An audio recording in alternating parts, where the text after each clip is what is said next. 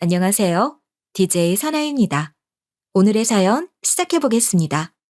안녕하세요. 저는 이제 70대 중반을 훌쩍 넘긴 할머니예요. 이제 80을 코앞에 두고 있네요. 저는 다른 사람들보다는 조금 더 무난하게 잘 살아왔고, 또 지금도 그런 대로 잘 살고 있는 편이라고 생각해요. 이 한 몸 뉘일 아담한 집도 있고, 가끔 저를 보러 오는 자식과 손자, 손녀들도 있는데다, 당장 먹고 살 걱정도 안 해도 되니 말이죠. 물론 가슴이 찢어질 것 같은 상처가 떠오를 때도 있어요.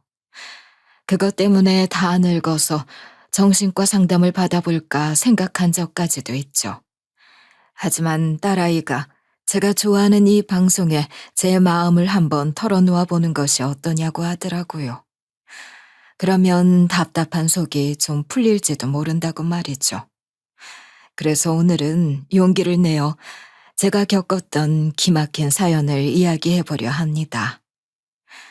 저는 평범한 집에서 태어나 자랐어요. 저희 아버지는 선생님이셨죠. 평범하다고는 하지만 그 시절 학교 선생님 딸이라는 것은 어찌 보면 대단한 것이었을 수도 있어요.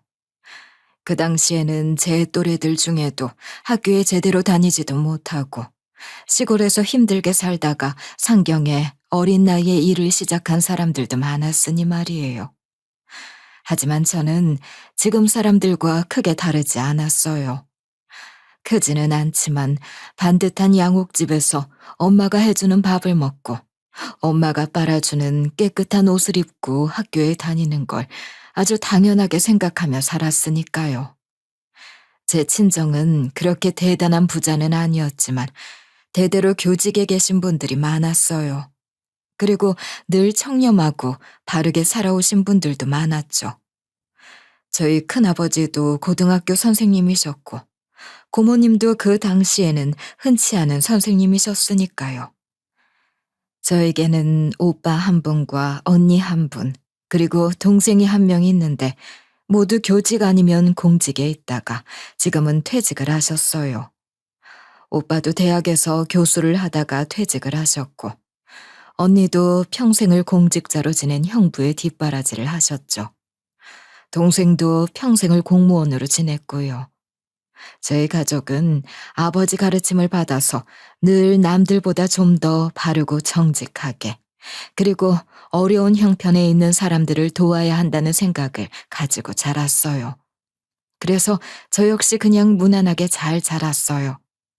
제 형제 자매들은 책을 참 좋아해서 서로 책도 많이 돌려보고 그렇게 자랐던 것 같아요. 전 아버지를 따라 선생님이 되고 싶었어요. 그래서 교대에 진학해 선생님의 길을 걸었죠. 그 시절에는 여자가 대학만 가도 선을 보고 그랬거든요. 그래서 엄마의 성화로 선을 보기도 하고 대학 다니면서 풋사랑 비슷한 걸 좀 하기도 했지만 그렇게 잘 되지는 않더라고요. 그러다 새언니의 소개로 선을 보게 되었어요. 당시 새언니는 오빠를 교수로 만들기 위해서 교수 부임 모임에 열심히 따라다녔는데 거기서 선자리를 받아온 거였죠. 아가씨, 그 집안이 의사 집안인데 참한 며느리를 찾는데요. 그래서 제가 아가씨 이야기를 했더니 마음에 드신다고 하더라고요. 저 이제 부임해서 바쁜데 무슨 결혼이에요. 아가씨, 부탁이에요. 그냥 나가만 주세요. 네? 제가 거절하기 힘들어서 그래요. 네, 알았어요, 언니. 한 번만 만나면 되는 거죠? 그럼요. 그리고 잘 되면 의사 집안에 시집 가는 거잖아요. 얼마나 좋아요? 언니도 참, 무슨 의사랑 결혼이에요. 새언니는 시골 출신이었어요. 나름 그 지역에서 엄청 큰 땅을 가진 분홍의 딸로 자라온 사람이었지만 출세에 대한 집념이라고 해야 할까? 그런 것이 좀 강한 사람이었죠. 사실 오빠가 교수가 된 것도 반은 새언니 덕분이라고 할 정도예요. 당시에는 개인 능력도 중요했지만 거기에 연줄이라든지 친분이라든지 그런 것도 중요한 때였잖아요. 오빠는 고지식한 사람이라 그런 걸 못했는데 오빠가 꺼려하는 걸 언니가 전부 다 도맡아 한 덕택에 오빠는 남들보다 조금 빨리 교수가 될 수 있었던 거죠. 저도 그런 새언니의 노력과 마음을 알았기에 그냥 만나나 보자 하고 나갔어요. 차나 한 잔 마시고 올 생각이었죠. 그렇게 나간 선자리에서 만난 사람이 바로 남편이었어요. 막 레지던트를 달았다고 하는데 저보다 5살이 많았어요. 평범하게 생긴 외모에 평범한 키에 말도 별로 없는 사람이더라고요. 딱히 싫지는 않았지만 그렇다고 딱히 좋지도 않은 큰 감흥이 없다고나 할까요? 그 사람도 무표정한 것이 그래 보였어요. 이 사람도 제가 마음에 안 드나 보다 이러는데 그 사람이 그러더라고요. 자, 다 드셨어요? 아, 네, 바쁘시죠? 그만 갈까요? 이 근처에 괜찮은 식당이 있어요. 식사하실래요? 네? 가시는 거 아니었어요? 바쁘세요? 그래도 식사는 하셔야 하니까 밥 먹고 가세요. 좋다는 건지 싫다는 건지, 좋아서 밥을 산다는 건지, 아니면 어차피 밥때가 되었으니 밥이나 먹고 가라는 건지. 뭐 저도 할 일도 없겠다. 같이 가서 밥을 먹었죠. 그러고는 집으로 데려다 주길래 이제 정말 헤어지나 보다 했더니 또 다음 만날 약속을 정하자 하더라고요.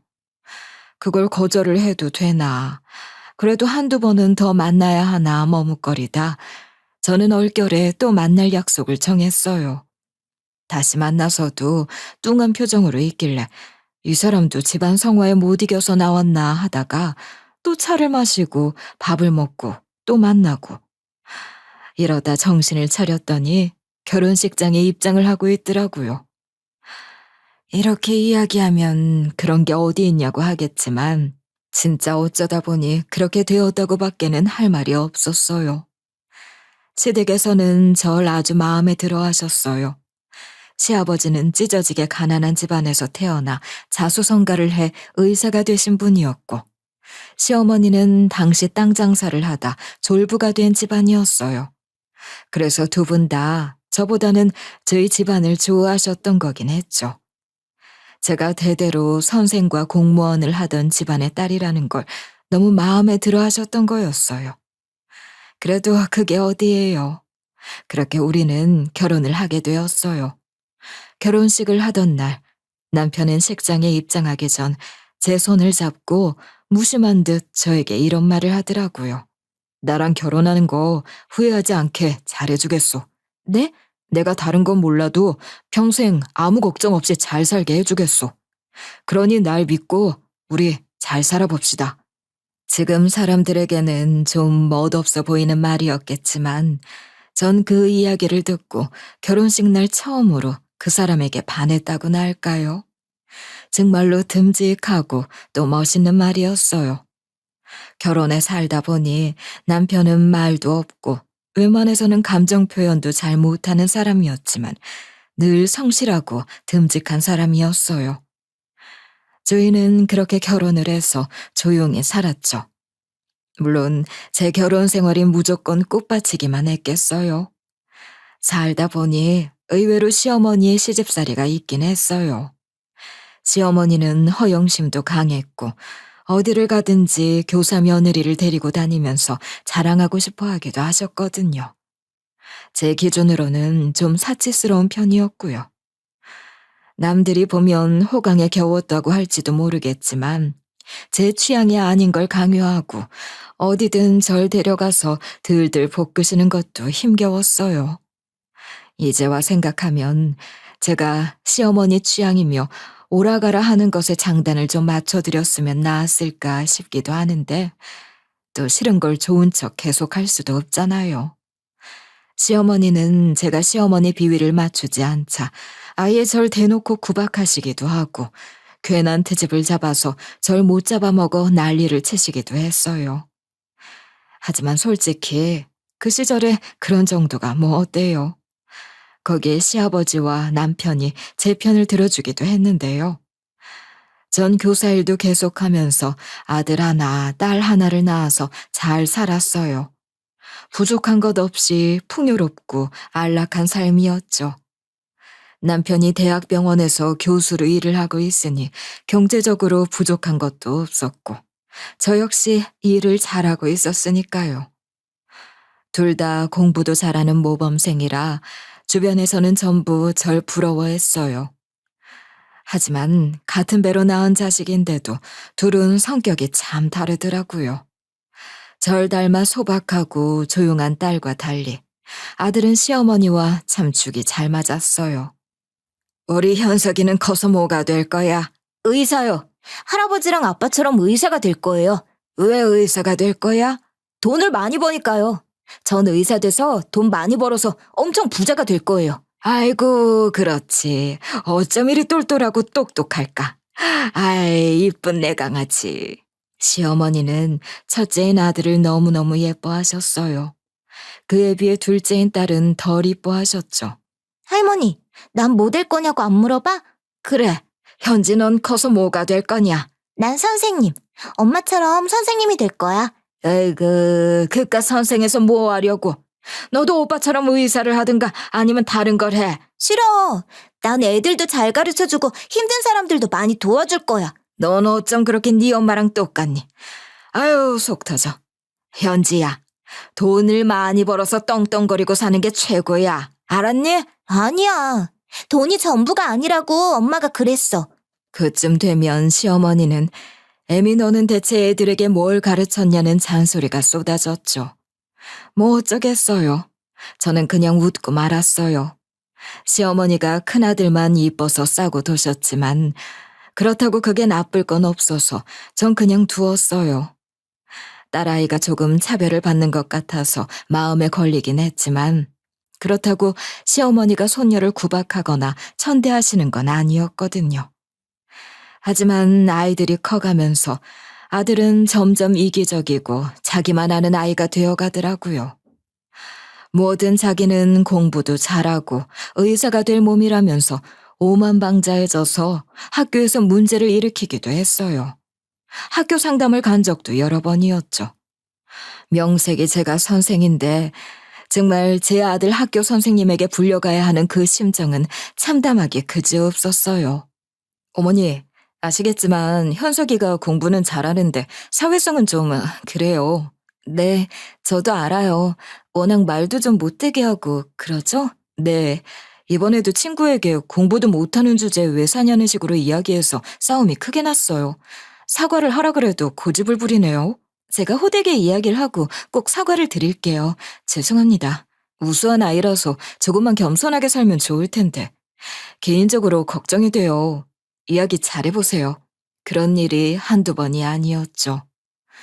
아들은 성적과 집안 형편으로 친구들 급을 매기고 자기보다 조금이라도 떨어진다 싶으면 아예 상대도 안 하고 무시하기를 밥 먹듯 했어요. 지금이면 경찰에 고소를 당할 만한 말들도 참 많이 했고요. 네가 아무리 공부를 잘해도 인격이 먼저야. 아무리 공부 잘하면 뭐해. 사람이 먼저 돼야지. 그럼 뭐 집안도 별 볼 일 없고 머리도 나쁜 것들이랑 친구라도 되란 말이에요? 뭐? 무슨 이야기를 그렇게 해. 당연히 그 애들도 네 친구들이잖아. 엄마, 지금 세상이 어떤 세상인데 정신 좀 차리세요. 아빠가 고작 이렇게 사는 거 짜증나지도 않아요? 뭐라고? 정말 너무 기가 막히더라고요. 남편도 아들을 정말 호되게 혼을 냈죠. 너 같은 게 의사가 되어서 뭐해? 의사는 사람을 살리는 일이지 돈을 버는 게 아니야. 하지만 그 일로 아들과 남편의 사이는 더욱 멀어지기만 할 뿐 아들의 태도는 변하지 않았어요. 그리고 아들이 한국 최고의 의대에 입학하던 날, 그 아이는 집에서 학교를 다니기 힘들다며 할머니 집에 가 있겠다며 짐을 싸서 나가버렸어요. 아들이 시댁으로 들어가 살자 시어머니는 오냐 오냐 우리 손주 해달라는 건 무조건 다 해주면서 뒷바라지를 해주셨어요. 점점 이기적이고 본인만 아는 사람이 되어가는 아들을 보면서 저는 시어머니를 말리고 싶었지만 제가 무슨 힘이 있었겠어요. 무조건 싸고 도는 시부모님과 말이 없는 남편 사이에서 그렇게 세월이 흘러갔죠. 그 사이에 딸아이도 무사히 자라서 교대를 나와 선생님이 되었어요. 아들도 의대를 졸업하고 병원을 다니면서 혼자 독립을 해서 시댁을 나갔죠.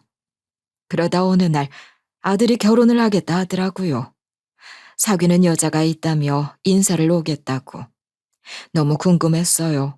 솔직히 제 아들이지만 싸가지가 많이 없는데 그런 남자도 좋다고 결혼을 하겠다는 처자가 있다니. 저와 딸내미는 그 여자는 자기 남자친구 본 성격을 과연 아는 걸까 이러면서 쿡쿡 웃기도 했고요. 하지만 아들이 데려온 여자를 보고 저와 남편은 물론 딸아이도 할 말을 잃었어요. 아들을 따라 인사를 온 여자는 굉장한 미인이더라고요. 얼굴도 그랬고 머리부터 발끝까지 명품으로 휘감은 화려함 그 자체였어요. 탤런트 지망생이라던가 모델 지망생이라든가 그랬고요. 그러면 그쪽 일을 하는 거예요? 아니요. 그냥 오빠 만나서 일 접고 그냥 있어요. 오빠가 연예계 일 못하게 해서요. 아, 그럼 지금 하는 일은 갑자기 일하다 못하면 답답하지 않으세요?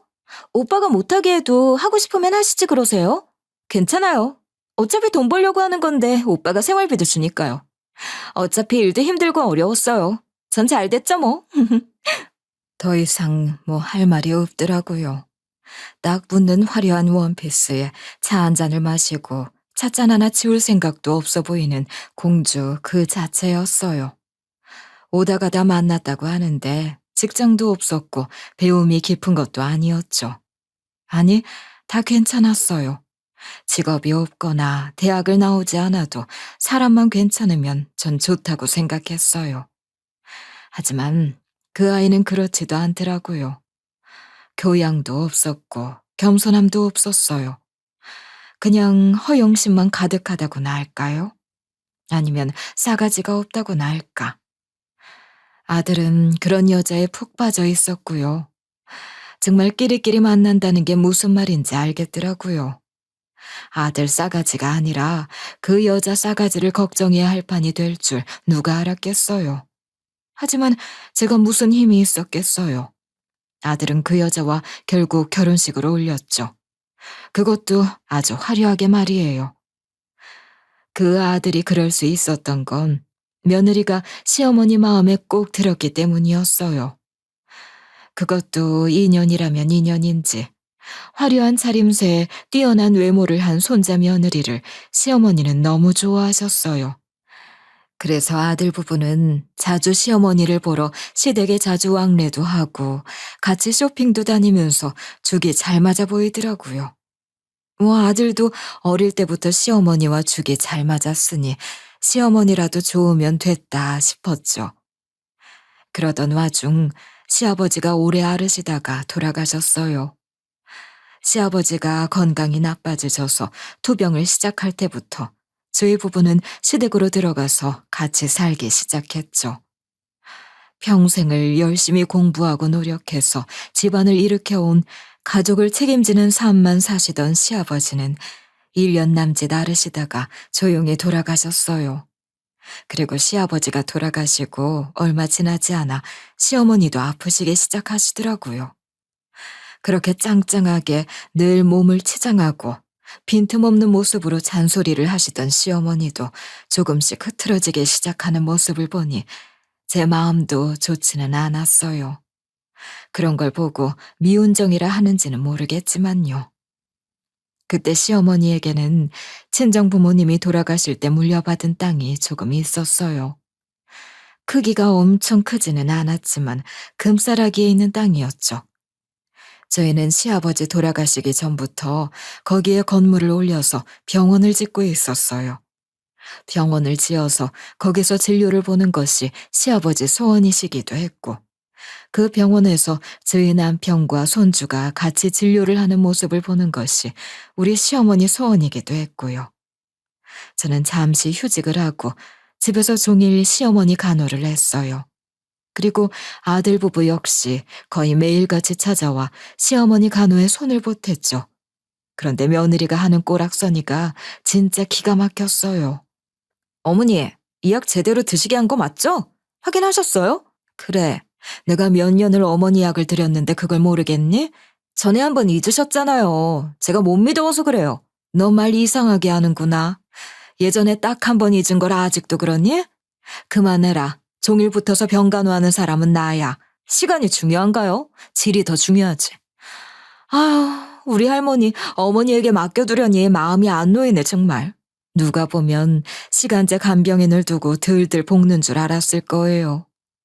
저 역시 참지 못하고 그렇게 마음에 안 들고 그렇게 못 믿겠으면 네가 들어와 살면서 종일 병간호를 하던지 하라고 하면 늘 그러더라고요. 그냥 걱정돼서 하는 말인데 그런 식으로 마음에 담아두시면 어떡해요. 어머니 은근 뒤끝 있으셔. 이러는데 그냥 상대하기 싫었어요. 그러면서 시어머니 앞에서는 온갖 알랑방귀를 끼면서 순진하고 착한 척을 하고 은근히 또 절 무시하고 그러더라고요. 그러든지 말았든지 저는 그냥 내버려 뒀어요. 아들 녀석 건방진 것도 질렸고 부부가 쌍으로 절 무시하고 지네 할머니에게 잘하겠다는데 뭐 어쩌겠어요. 그걸 욕을 하겠어요. 뜯어 말리다 집에서 내쫓겠어요. 딸아이는 약이 올라 부글부글 속을 끓어 죽으려고 했지만 저는 신경 끄라고 했어요. 거의 마지막에는 지쳤던 것 같아요. 그러다 결국 시어머니가 돌아가셨어요. 시어머니는 돌아가시기 전 본인의 죽음을 직감했는지 저희 부부를 앉혀놓고 그러시더라고요. 자기 재산을 전부 저희 부부에게 똑같이 나눠서 주시겠다고 말이죠. 전 깜짝 놀랐어요. 남편이나 아니면 당신 손주에게 줄 알았거든요. 시어머니는 제 손을 잡으셨어요. 내 평생 네가 곰 같아서 싫어했는데 이러러 어쩌냐. 곰 같으면서 하필 여우 새끼를 낳았어. 이제 다 뜯어먹히게 생겼으니 걱정이다. 어머니도 참 뜯어먹히기는 누가 뜯어먹혀요. 이 답답하. 거기에 쪽제비 같은 며느리를 네가 감당이나 하겠니? 그러니 부디 저것들에게 뜯어먹히지 말고 끝까지 쥐고 있어야 해. 알았니? 어머니, 제 걱정 마시고 누우세요. 이제 네 걱정 좀 해. 죽을 때까지 전부 꼭 쥐고 있어. 나처럼 해야 마지막까지 대접받는다. 알았니? 시어머니가 돌아가시고 건물이 저희 부부에게 공동 상속되었다는 사실을 알자마자 아들 내외는 정말 큰 충격을 받은 것 같았어요. 저 역시 처음엔 그랬으니 놀랄만도 하겠다 싶었죠. 하지만 둘의 반응은 참 기가 찼어요. 소식을 듣자마자 아들은 똥 씹은 얼굴을 하고 자리에서 벌떡 일어서고 며느리는 대놓고 화를 내서 저희 보는 앞에서 부부싸움까지 하더라고요. 말도 안 돼. 거짓말이지? 어머니가 무슨 수 쓰신 거 아니에요? 뭐라고? 아니, 그게 아니면 이게, 아니, 그 할망구는 그렇게 끝까지 사람을 오라가라 한 주제에 건물을 누굴 줘? 입 조심해. 나와. 그래도 말은 가려. 열받잖아. 내가 얼마나 고생을 했는데 이게 뭐야? 고작 이러려고 내가 그 지랄을 했는지 알아? 며느리는 그 예쁜 입으로 험한 욕설도 서슴지 않고 내뱉더라고요. 그나마 아들이 끌고 나갔지만 끌려가면서도 며느리는 고래고래 악을 써댔어요. 그 심정을 뭐라 해야 할까요? 제가 자기들 재산을 빼앗은 것도 아닌데 자식과 며느리에게 도둑 취급을 당한 그 마음을. 남편은 아무 말도 하지 않았어요. 그냥 아무런 티를 내지도 않았죠. 그렇게 며느리가 지르고 간 이후로 아들은 저희 눈치를 보는 것 같긴 했어요. 하지만 저도 그렇고 남편도 마음이 싸늘하게 식어서 아들을 대면대면하게 대했죠. 남편은 퇴직을 하고 시어머니가 올려주신 건물에 병원을 차려서 들어갔어요. 남편 전문인 내과를 차리고 다른 층에는 소아과와 외과, 안과 등도 차례로 의사들을 고용해 꽤 번듯한 병원이 되었어요. 물론 아들 역시 남편의 병원에 들어오고 싶어 했지만 남편은 절대 허락하지 않았어요. 아무리 사정을 해도 통하지 않자 결국 아들이 절 찾아와 눈물로 호소를 하더라고요. 저도 잘 살고 싶어서 그랬어요. 그렇다고 제가 나쁜 짓 한 것도 아니잖아요. 너무 저에게 그러지 마세요. 어머니 돌아가신 아버지 앞에서 재산 때문에 고래고래 소리를 지른 게 잘못이 아니야? 넌 아직도 네 잘못을 모르는구나. 엄마 아빠는 늘 저보고 뭐라 하시지만 제 친구들은 전부 외제차 끌고 다니고 부모 덕으로 강남에서 좋은 아파트 살아요. 저도 그렇게 살고 싶은 게 죄예요? 그럼 네가 열심히 벌면 되잖아. 왜 그걸 우리 탓을 하고 할머니 탓을 해? 탓을 한 건 아니었어요. 혼자 개업해서 사는 게 아버지 때처럼 쉬운 게 아니라 힘들어요. 그렇다고 우리 집에 돈이 없는 것도 아닌데, 제가 이제 잘할게요. 이러면서 반성한다고 눈물을 뚝뚝 흘리는데 엄마 마음이 어떻게 약해지지 않겠어요. 결국 제가 남편을 설득했어요. 아무리 미워도 옆에서 두고 가르쳐야지. 이러다 당신이 떠나면 병원은 어떻게 되겠냐고. 차라리 옆에 끼고 당신이 제대로 가르치라고 말이죠. 그렇게 아들은 남편 병원으로 들어올 수 있었어요. 아들은 돈을 잘 번다는 피부과가 전공이었는데 남편은 아들에게 조건을 내걸었어요. 피부과를 여는 대신 피부 미용 시술 말고 진짜 피부병 진료만 봐야 해. 네? 아니, 요새 누가 피부과에서 진료를 해요? 전부 다 미용 시술을 하지. 그게 싫으면 들어오지 마. 내 조건은 진짜 피부 질환만 보는 피부과를 여는 거야. 아들은 그 조건을 받아들였어요. 그래도 아버지가 원장으로 있는 병원으로 들어오는 것이 훨씬 나았으니 다른 선택의 여지가 없었죠. 병원에는 그렇게 남편이 있는 내과와 아들이 있는 피부과, 그리고 외과와 안과가 있었어요. 소아과를 맡은 의사는 저희 사위였죠. 몇 년 전에 결혼을 한 딸은 대학 다닐 때부터 오래 사귄 남자와 결국 맺어졌는데 공교롭게도 의사였더라고요. 소아과를 전공한 사위는 남편이 특히 아끼는 의사였어요. 그래서 남편이 병원을 열자마자 가장 먼저 들어와 같이 일을 했죠. 그래도 한동안 저희 생활에 큰 변화는 없었어요. 딸도 교사로 일을 잘하고 있었고 전 교장으로 퇴직을 했고요. 병원은 엄청 잘 됐어요. 남편과 사위는 서로 죽이 잘 맞아서 늦게까지 열심히 일을 했어요. 하지만 아들은 달랐어요. 미용 시술을 하지 않는데도 피부과는 터져나가더라고요. 전 그제서야 주변에 피부 미용 말고 일반 피부과 진료를 보는 피부과가 귀하다는 사실을 알았어요. 그래서 아들이 더 열심히 일을 하기를 바랬지만 아들은 저녁 6시만 되면 칼같이 퇴근을 했고 당연히 주말에는 진료를 하지 않았어요. 하지만 남편이나 사위는 밤 늦은 시간은 물론 토요일과 일요일마저 격주로 문을 열었어요. 환자는 주말을 가려가며 아프지 않고 늦게까지 문을 열어야 퇴근을 하고 사람들이 병원에 올 수 있다는 이유에서였죠. 특히 사위는 더 열심히였어요. 아이가 아프면 갈 곳이 없으니 자기가 병원을 지켜야 한다나요. 그러니 아들과 얼마나 비교가 되겠어요. 남편은 늘 아들에게 불만이 많았죠. 같이 병원에서 일을 하면 서로 이해도 하고 가까워지지 않을까 했지만 남편과 아들 사이는 오히려 같이 일을 하면서 더 나빠졌어요. 저의 중재도 소용이 없었죠. 남편은 늘 아들이 너무 돈만 밝히고 환자를 먼저 생각하지 않는다는 게 불만이었고 아들은 다른 피부과는 미용 시술을 해서 돈을 긁어 모으는데 나는 여기서 여드름의 무좀만 보고 있다고 불만이었어요. 둘 사이는 극으로 멀어지기만 했죠. 그러던 어느 날 남편이 갑자기 속이 안 좋다고 하더라고요.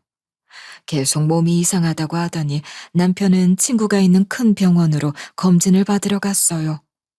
암이더라고요. 그것도 가장 치료가 힘들다는 췌장암. 그렇게 남편은 진단을 받은 지 3개월 만에 허무하게 세상을 떠나버렸어요. 정말 믿을 수가 없을 정도로 갑작스러운 일이었죠. 어쩌면 정확히 무슨 일이 일어났는지 깨달을 수도 없을 정도로 정신없었던 것 같아요. 그렇게 병간호와 장례를 치르고 넋을 놓고 있는데 하루는 딸이 찾아와 조심스럽게 말을 꺼내더라고요. 엄마, 오빠가 남편이랑 많이 싸웠나 봐. 병원에서 멱살잡이까지 했대. 뭐? 강서방이랑? 아니, 그 순한 사람이랑 싸울 게 뭐가 있어서. 오빠가 지분 때문에 화가 많이 났어. 우리 남편이 너무 괴로워해. 엄마가 정리를 좀 해줘. 알고 보니 남편은 죽기 전 병원 지분을 전부 정리해서 대표 원장으로 사위를 앉히고 떠났더라고요. 동시에 사위에게 병원의 정권을 쥐어주기까지 했고요. 병원 다른 의사와 간호사, 직원들에게도 전부 미리 교통정리를 다 하고 떠난 것이었어요. 하지만 남편 병간 후에 장례에 정신이 없었던 저는 미처 알지도 못했죠. 아무리 대표 원장이었던 남편이 그렇게 정리를 했다 하더라도 아들 입장은 다르지 않겠어요? 내 아버지가 했던 병원인데 갑자기 아들인 자기가 아니라 사위가 물려받으니 눈이 뒤집힐 밖에요. 그래서 옥신각신을 하다가 사위가 말리자 멱살을 잡아 패대기를 치고 욕을 하고 난리가 났던 모양이더라고요. 그걸 보고 안 되겠다 싶었는지 병원 직원이 딸에게 연락을 했고요. 제가 병원으로 찾아갔더니 사위는 다 죽어가는 얼굴로 진료를 보고 있고 아들은 진료도 내팽개치고 집으로 갔다고 하더라고요. 저는 내키지는 않았지만 딸과 함께 아들 집으로 찾아갔어요. 평소 제가 가는 걸 반기지 않아서 정말 오랜만에 가는 아들 집이었죠. 막상 아들 집으로 들어갔더니 진짜 기가 막히더라고요. 그렇게 도운동거리더니 정말 눈이 튀어나올 정도로 비싸고 큰 집에 화려한 가구까지 갖춰놓고 그림처럼 하고 살고 있었거든요. 며느리는 거실에 앉아서 손톱만 만지작거리고 있었고 집안에는 가정부까지 상주하고 있었어요. 아니, 넌 애들도 다 커서 고작 니네 부부 둘이서 살면서 가정부를 두고 있니? 어머니, 그런 잔소리 하시러 오신 거면 가세요. 우리 애들 아빠 재산 전부 빼돌려서 딸에게 주시고 무슨 면목으로 오신 거예요? 언니, 무슨 말씀을 그렇게 하세요? 빼돌리다뇨. 그러자 아들이 방에서 튀어나오더라고요. 아주 노기등등한 얼굴로 분을 참지 못하고 저희를 보자마자 고함을 질러댔어요. 여기 뭐하러 오셨어요? 결국 이러려고 그러셨어요? 내가 할머니 옆에서 건물 뜯어낼 때부터 알아봤어야 했어. 뭐라고? 엄마도 진짜 무서운 사람이야. 순진한 척하면서 결국 뒤통수나 갈기고 말이야. 오빠, 말 조심해. 지금 어디다 대고 그런 소리래? 너 이게 어디서? 야, 네 남편이 병원장이라고 사람 무시하냐? 너 이리 와. 급기야 아들이 딸에게 손을 올리려 하길래 제가 나서서 힘껏 아들 뺨을 갈겼어요. 제가 그러리라고는 상상도 못한 아들은 깜짝 놀라 주춤하더군요. 전 고함을 질렀죠. 정신 차려. 네가 이러니까 니네 아버지가 널 못 믿고 오죽하면 사위한테 병원을 맡겼을까. 너 진짜 언제까지 이렇게 살 거야? 엄마, 이러시기에요? 네, 둘 다 이리 와서 앉아. 진짜 제발 정신 좀 차려. 이 미련하고 어리석을 것들아. 전 화산처럼 화를 냈어요. 평소 화를 내지 않던 내가 화를 내니 아들과 며느리도 조금 놀랬던 모양이더라고요. 전 그 둘을 제 앞에 꿇어앉히고 이야기를 했어요. 어차피 내가 죽으면 그 지분도 니들한테 가잖아. 그러면 언젠가는 네 병원이 되는데 그걸 왜 몰라? 그때까지 조용히 병원을 하면서 아빠가 왜 그랬는지 생각도 못해? 저는 선택하라고 했어요. 정 싫으면 나가라고. 나가서 네가 하고 싶은 피부 미용인가 뭔가를 차려서 잘 먹고 잘 살라고 말이죠. 병원 차리는 돈 정도는 제가 대주겠다고 했어요. 그게 싫으면 그냥 찍소리 말고 묵묵히 병원을 나와서 일을 하라고도 했어요. 네가 그렇게 소원하는 미용 시술도 해. 대신 일반 진료도 같이 하고. 조금이라도 이상하면 바로 내쫓을 테니 그리 알아. 아들은 결국 병원으로 돌아와 일을 하겠다고 하더라고요. 전 쐐기를 박았어요. 당분간은 네 매제가 원장이니 찍소리 말고 일을 하라고 말이죠. 그렇게 교통정리를 하고 나니 사위가 면목이 없다며 자기가 나가겠다고 했어요. 하지만 전 사위를 다독였어요. 내가 살아있을 동안만이라도 자리를 잡아줘. 지금 나가면 우리 병원 완전히 다른 병원이 되잖아. 그러니 조금만 고생을 해줘. 그래도 제가 형님 보기가 너무 민망해요. 그게 무슨 상관이야. 우리 남편이 자네를 얼마나 아꼈는지, 왜 아들에게 병원을 물려주지 않고 자네를 택했는지만 생각해. 부탁일세. 그러고 났더니 너무 스트레스를 받았는지 몸이 너무 안 좋아지더라고요. 몸도 너무 붓고 힘들었어요. 이 이야기를 했더니 아들이 검사를 받으라고 하기에 저희 병원에 가서 검사를 받았죠. 남편이 죽고 나서 내과는 아들의 친한 친구가 맡고 있었어요. 이런저런 검사를 받고 일주일 정도 있었나. 아들 친구 녀석이 다시 저를 병원으로 부르더라고요. 이번에는 진료실에 아들까지 와 있었어요. 그러고는 다시 검사를 하자고 하더라고요. 이참에 큰 병원 가서 사진도 찍어보자고 하는데 둘의 표정이 심각해 보였어요. 왜 그래? 또 무슨 검사를 하자는 거야? 뭐 많이 안 좋아? 엄마, 이거 아무래도 심각해. 아빠랑 증상도 똑같아. 엄마도 췌장암인 것 같아. 당장 큰 병원 가서 정밀 검사를 해야겠어. 눈앞이 노래졌어요. 췌장암이 어떤 병인지 저도 알고 있으니 더 절망적이더라고요. 아무 증상도 없다가 갑자기 세상을 떠나는 고약한 병인데 아들은 아닐 수도 있으니 일단 큰 병원 아는 교수에게 바로 예약을 잡겠다 했어요. 그때까지는 걱정 말라고. 일단 이 검사지 들고 가보겠다고 저보고는 집에 가 있으라고 하더군요. 알았다고 나오는데 무릎이 후들거렸어요. 사람이란 게 참 웃기죠. 살 만큼 살았다고 생각하는데도 막상 죽는다고 하니 주책맞게 눈물이 막 터져 나오더라고요. 전 얼른 구석진 화장실로 갔어요.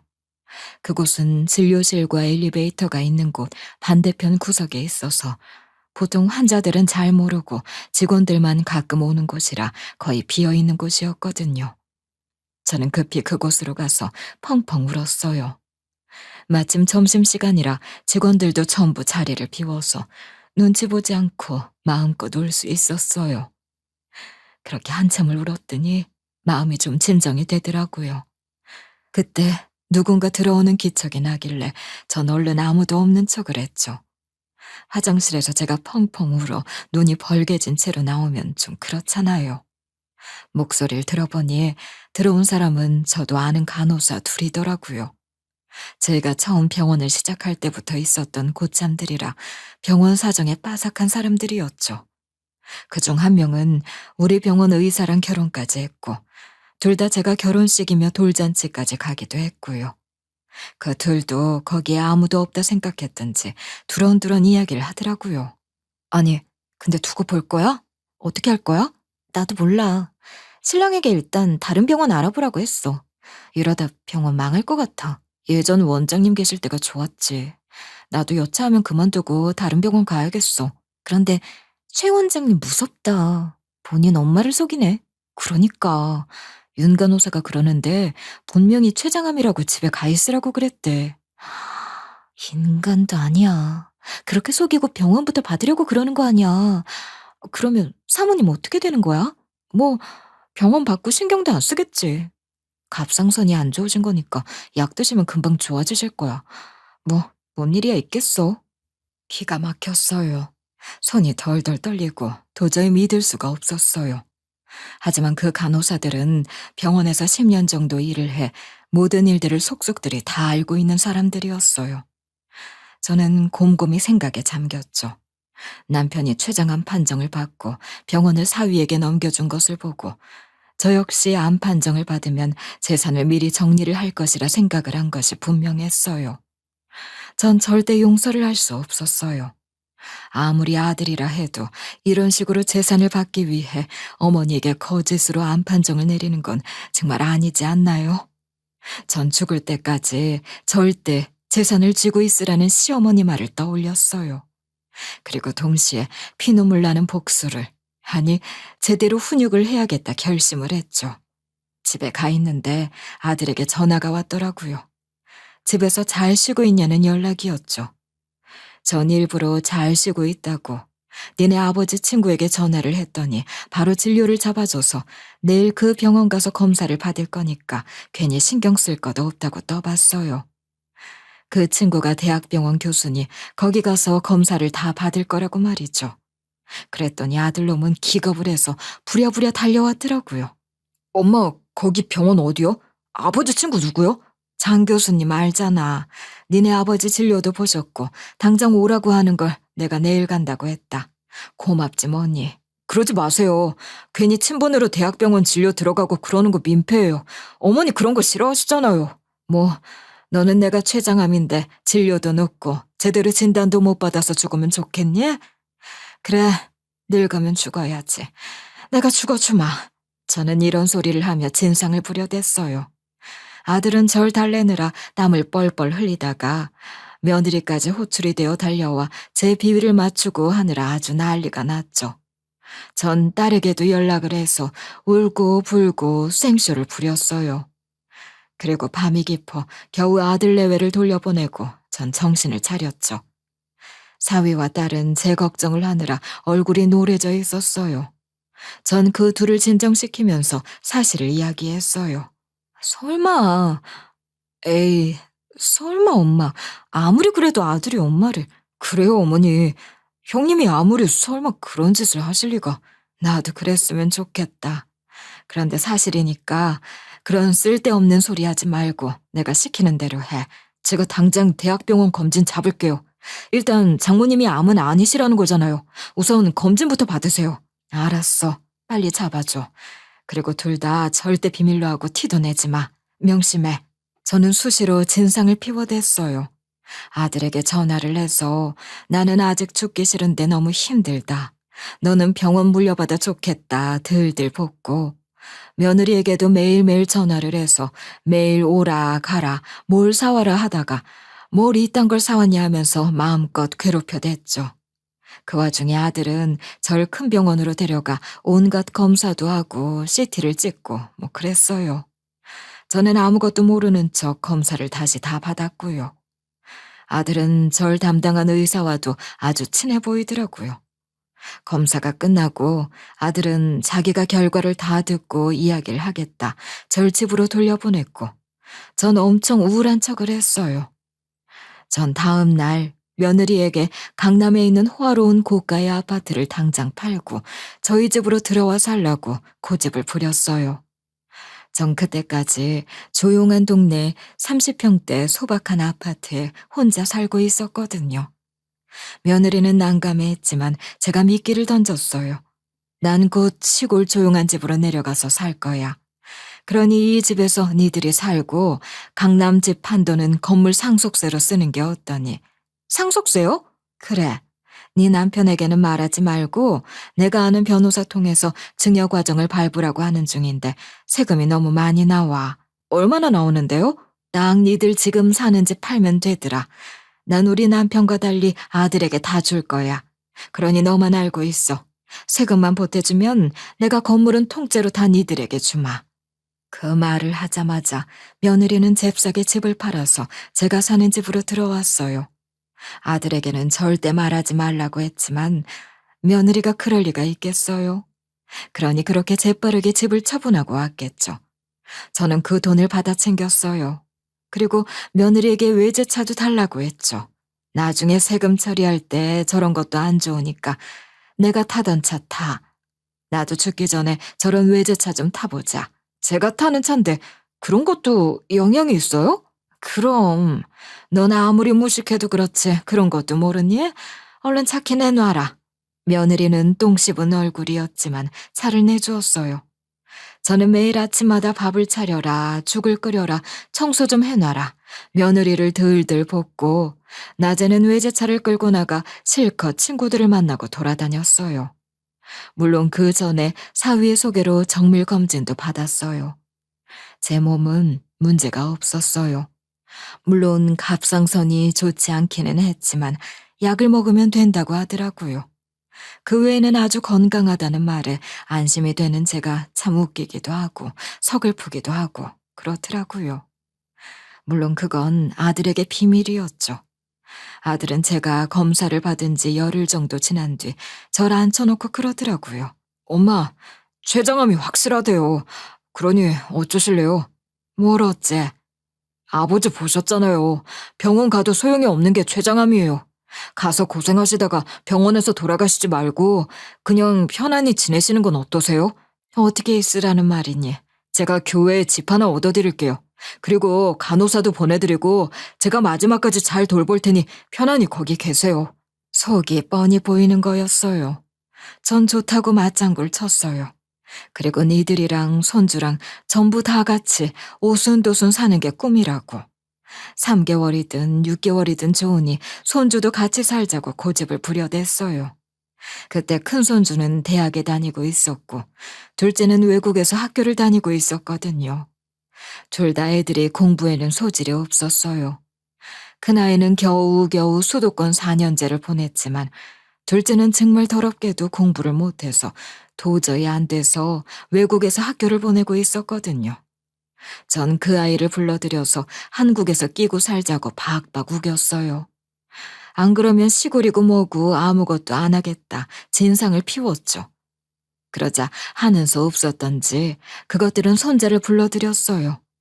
손주도 불러들이고 저는 며느리를 달고 교회로 집을 보러 다녔어요. 그리고 동시에 병원을 열 만한 상가도 같이 보러 다녔고요. 병원 자리는 왜 보시는 거예요, 어머니? 사위 병원이라도 얻어줄까 싶어서 그런다. 나 죽고 나면 병원 나와서 개인 병원 해야 할 거 아니냐. 맞아요. 고모부도 혼자 병원 운영하시는 게 낫지 않겠어요? 제가 고모부 병원 자리는 얻어드려야죠. 제가 계약할게요.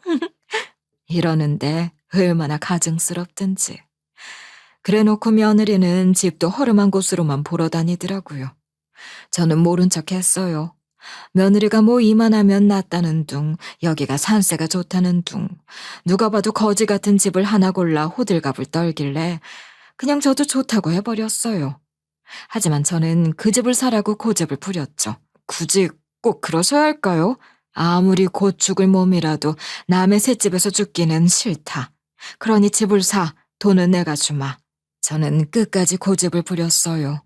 집을 보러 간 부동산에도 내가 곧 죽을 거다. 그러니 세를 얻어 들어가면 집주인에게 얼마나 민폐냐. 그러니 아들이 집을 살 거다. 이런 식으로 이야기를 먼저 해버렸기 때문에 아들과 며느리도 어쩔 수 없었죠. 그렇게 전 대충 시골에 있는 집 한 채를 구해 아들에게 계약을 하라고 했어요. 아들은 집을 사고 또 병원 자리까지 계약을 해야만 했죠. 전 거기에 당분간은 나와 있어 달라고 병원 진료도 임시로 닫고 같이 지내자고 조르면서 진상을 부렸어요. 아들은 정말 싫은 내색이 역력했지만 일단 병원 진료를 쉬고 저와 있기로 결정을 했고요. 이사를 가는 날, 아들 내외는 저만 그 집으로 이사를 가고 당분간 같이 지내다가 자기들은 다시 이 집으로 돌아온다고 생각을 했겠죠. 아들은 진료를 2주일 정도만 쉬는 걸로 해두었고 전 아침 일찍 일어나 며느리에게 나가 있으라고 했어요.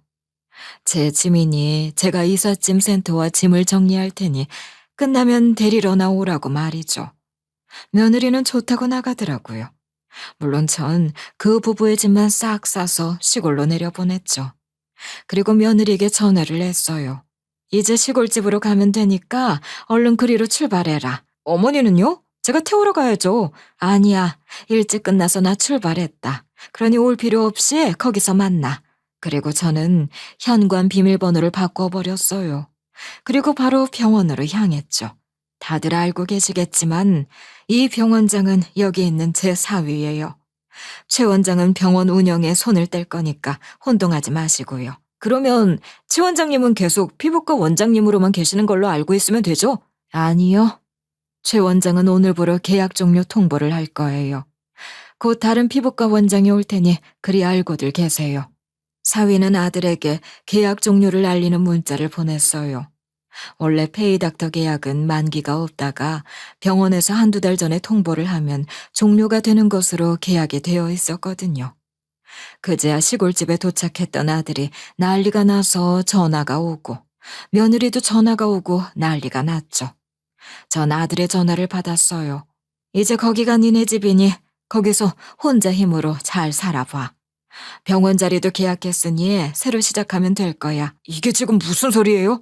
엄마, 이거 거짓말이지? 날 이렇게 속여서 버린다고? 이런 집에서 살라고 날 내쫓은 거야? 그럼 넌 멀쩡한 날 병들었다 속이고 그런 집에 내다 버리려고 했잖아. 그래도 난 너보단 낫다. 뭐라고요? 집도 사줘, 병원 자리도 해줘.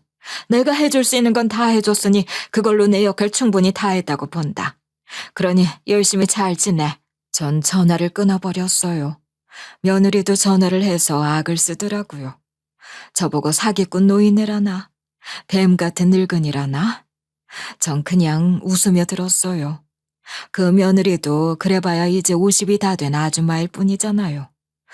평생 남편이 벌어다 준 돈으로 돈만 펑펑 쓰면서 살았으니 뭘 알겠어요. 한 번만 더 전화해서 이딴 소리 하면 콩밥 먹일 줄 알아. 이 무식한 아줌마야. 뭐라고? 당신이 어떻게 이럴 수가 있어? 거기서 열심히 살 생각이나 해. 요리 공부나 더 하고. 네가 해준 밥 더럽게 맛없어서 그거 먹는 게 제일 죽을 맛이더라. 전 그렇게 아들을 진정으로 독립을 시켰죠. 전 건물 증여를 시작했어요. 사실 그딴 거 제가 가지고 있어봐야 뭐 하겠어요. 저는 딸과 사위에게 증여를 하기로 마음을 먹었죠. 그 둘을 불러 제 계획을 이야기하고 저는 신신당부를 했어요. 이 건물은 원래 우리 시어머니가 가지고 계셨던 것이고 그게 니들 아버지에게 간 거야. 니들 아버지는 늘 병원과 의사는 환자를 위해야 한다 했고 그 뜻을 제일 잘 이어갈 사람이 니들이라 주는 거다. 그러니 잘 부탁한다. 장모님, 전 싫어요. 주려면 그냥 집사람 다 주세요. 나도 싫어, 엄마. 오빠 전할린데 그냥 반반하던지. 니들은 아버지 생각은 안 해? 아버지가 어떤 마음으로 자네에게 전부 병원을 맡겼는지 정말 몰라? 전 병원 재단을 만들어서 기부도 하고 가난한 사람을 많이 도와주라고 신신당부를 했어요. 그렇게 병원 건물과 땅은 병원 재단이 소유를 하도록 만들어 증여를 마쳤죠. 아들은 쫓겨난 이후 소송을 걸겠다 난리를 쳐댔지만 전 마음대로 하라고 했어요. 소송을 걸어서 지가 가지고 싶은 만큼 가져가면 뭐 아들도 분이 풀릴 거 아니겠어요?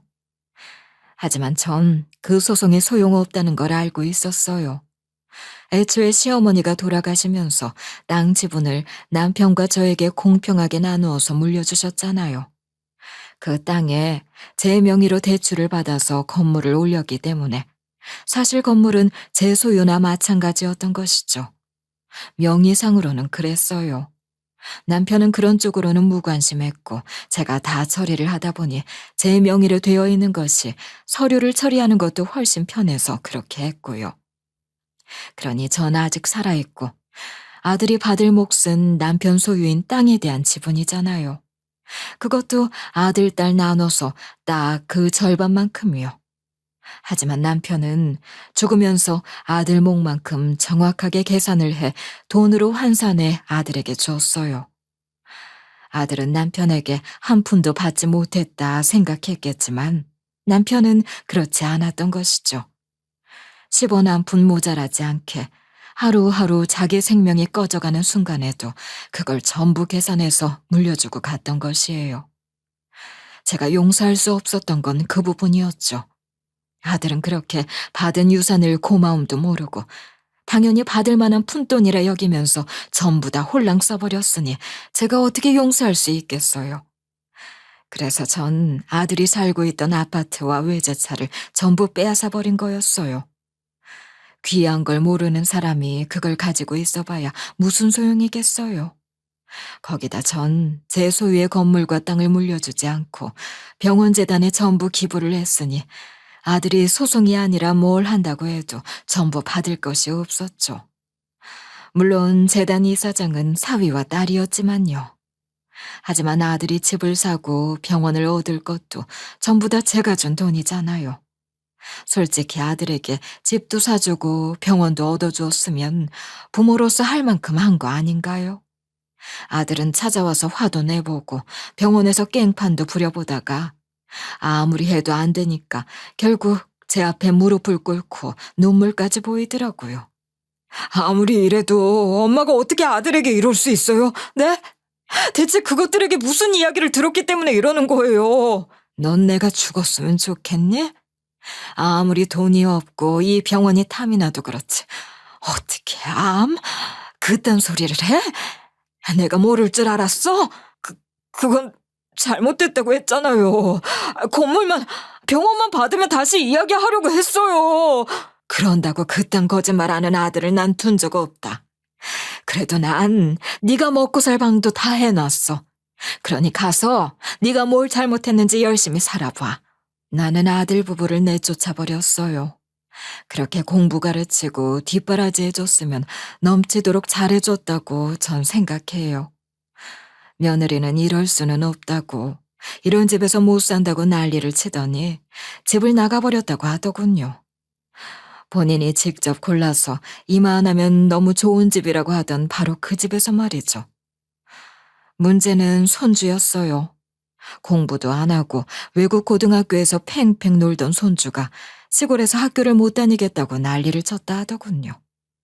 결국 보다 못한 딸아이가 조카를 자기 집으로 데리고 가서 지금 거기서 지내고 있어요.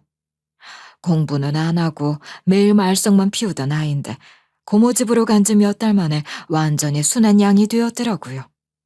지금은 하고 싶었던 요리 공부를 하려고 요리학교 입학을 준비한다고 하는데 얼마나 놀랬는지. 지금 손주들은 가끔 저에게 찾아오기도 하고 고모부부와 사촌들과 여행을 다니기도 하면서 정말 잘 지내고 있어요. 아이들도 그간 상처를 받은 것이 많았던 모양이더라고요. 지금은 너무 밝아져서 볼 때마다 참 다행이다 싶어요. 최근에 며느리는 집을 나갔다가 어쨌다가 도저히 안 되겠는지 다시 집으로 들어갔다고 하더라고요. 시골에서 살기 죽을 것 같다고 애들에게 하소연을 한다고 하는데 손주들은 모른 척하고 있나 봐요. 엄마도 이제 정신을 좀 차려야 한다나 뭐래나. 아들은 안 되겠는지 거기서 피부과를 열어서 병원을 하고 있어요. 너무나 놀랍게도 병원은 문전성시를 이룰 정도로 너무 잘 된대요. 사실 그런 곳에 피부과 전문 병원이 없잖아요. 하지만 피부염이나 피부질환 환자들은 얼마나 많겠어요. 그런데 치료 한번 받으려면 멀리까지 갔어야 했으니 당연히 피부과는 미어 터졌죠. 아들에게는 아쉬운 일이지만 그 환자 중 미용 시술을 받으러 오는 환자는 없다고 해요. 처음에는 아들도 이를 갈면서 비싼 미용 시술 기계를 엄청 들여놓고 피부 미용 전문으로 개업을 했던 것 같지만 그런 외진 동네에서 비싼 미용 시술을 받을 사람이 있었겠어요? 결국 빚만 어마어마하게 지고 그냥 일반 피부과로 바꾸었던 것이죠. 아들은 요즘 저녁 늦게까지는 물론 주말까지도 일을 하고 있다고 해요. 병원은 늘 대기가 한두 시간씩 있을 정도로 사람이 미어터지고 말이죠. 아들은 그렇게 극혐하던 여드름이며 무좀, 건성 같은 피부과 진료를 매일매일 보고 있는 중이죠. 아직 아들과는 연락을 하지 않고 있어요. 이번 설에 안부 문자가 왔지만 전 형식적 답변만 보내고 말았고요. 손주들 말로는 엄마 아빠가 반성을 하고 있다고는 했지만 그래도 제 결정에는 당분간 큰 변화는 없을 것 같아요. 아들은 한동안 거기서 열심히 일을 하며 사는 게 맞다고 전 생각하니까요. 사위는 정말 성실하게 또 열심히 일을 하고 있어요. 저러다 쓰러지면 어떡하지 하는 생각이 들 정도로 말이죠. 소아과를 더 넓히고 다른 과도 확장해서 저희 병원은 거의 준상급 병원이 되었어요. 무엇보다 주변에서는 병원비도 비싸지 않고 과잉 진료도 하지 않는 곳으로 유명해진 것이 더욱 뿌듯해요. 거기에 주말과 밤에도 문을 여는 병원이라 급한 환자와 퇴근한 사람들에게 고마운 곳이죠. 그 와중에 사위는 틈틈이 보육원이나 외진 동네 같은 곳을 찾아다니며 무료 진료 봉사도 하는 중이에요. 딸아이도 묵묵하게 그걸 돕고 있고 저도 제가 할 일을 찾아 사위 부부가 의료 봉사할 때 따라가 애들을 봐주기도 하고 보육원 설거지도 해주고 그러고 있어요. 물론 거기에는 늘 손주들도 함께하고 있고요. 다음번에는 아들도 같이 가겠다 연락이 왔다고 하더라고요. 사위는 형님이 와주시면 너무 감사하다고 꼭 같이 가자고 했다고 하고요. 시간은 걸렸지만 어쩌면 이렇게 모든 것이 제자리를 찾아가는 것일지도 모르겠어요. 세상 일이 한 번에 되는 것은 아니지만 이렇게 또 어울려 살아가는 것이지 않을까요? 앞으로 제 생이 얼마나 남았는지도 모르고 또 제가 죽고 나면 어떤 일이 일어날지도 모르지만 저는 그때까지는 최선을 다해 남은 생을 열심히 살아가 보려고 해요. 그것이 저에게 남은 역할일 테니까요. 저의 긴 이야기 들어주셔서 감사해요. 모든 분들에게도 건강과 행복이 함께 하시길 빌게요.